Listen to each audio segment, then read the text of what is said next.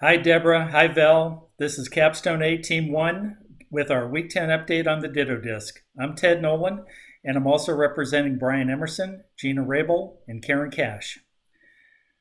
This week, we're going to be discussing our revenue model hypothesis testing and discussing with you our revenue model strategy, our pricing model and tactics, our metrics that are most important to us, especially around revenue, our payment flow diagram, and our conclusions in week 10. This week, we had 4 of our experts and 6 of our customers participating in our surveys around these questions, which is a little bit better than average than we've had over the last few weeks. So what is our revenue model strategy?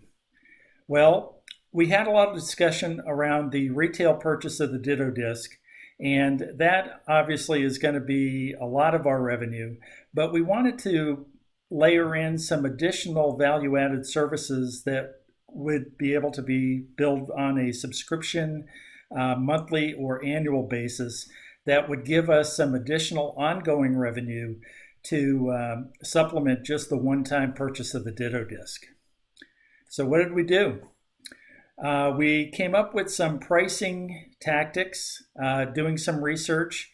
We determined that anywhere between $30 and $549 would be able to produce Ditto discs of various sizes.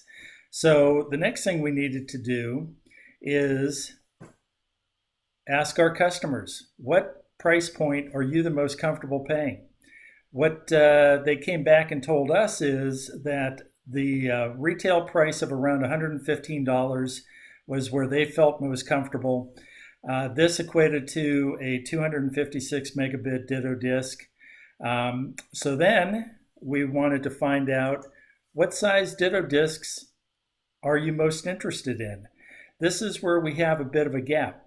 What they're telling us is they want to pay for a 256 megabit Ditto disc, but they really want a 512 or a 1 terabit Ditto disc. So obviously we have some gap there.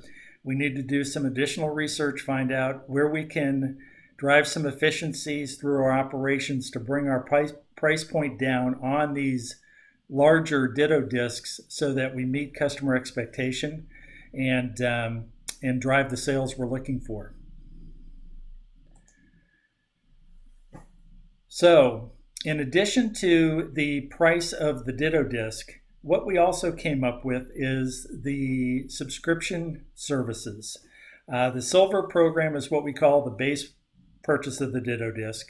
We also added a gold program that includes the Ditto disc and a platinum program that includes the Ditto disc and the gold program.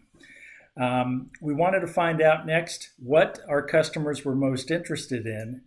And what they told us is that they're most interested in the antivirus program.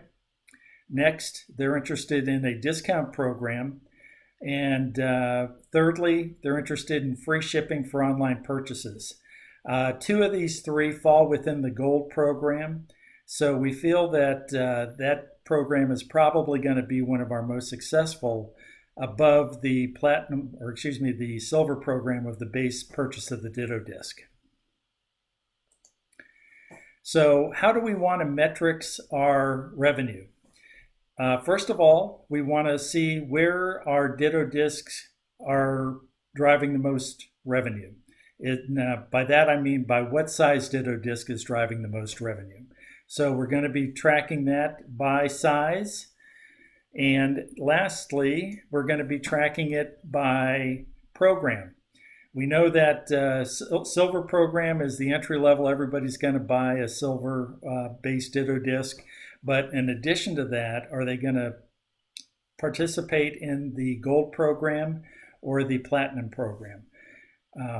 We feel the gold program is probably going to hit more of a sweet spot, and that is where we're going to drive the majority of our additional subscription fee revenue. So what does our payment flow diagram look like? Well, if you look here, we have the customer purchase of the Ditto disc, otherwise known as the Silver program. We have the subscription fee supplemental purchases of the Gold and Platinum program down here. Both of those feed into our Ditto Disc accounts receivable department. Those funds are made available to accounts payable, of which they will pay out our sales force, support our operations, and pay our obligations to our vendors and suppliers. And what I've omitted here is the flow from our investors. Obviously, we're going to need a lot of investment capital to get this program off the ground, and those investors are going to be expected to get paid back. So they're in here. They're just not shown in the revenue portion of the model. So what is our conclusions for week 10?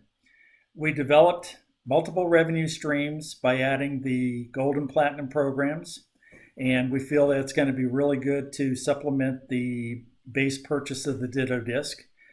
We also learned that our disc size offerings are a little bit out of alignment with what our customers are willing to pay. And as I mentioned earlier, we'll be working to bring and close that gap so that our customers are paying for and receiving a high value product. That's all for week 10. Please let me know if you have any questions, and I look forward to talking to you both soon. Thank you.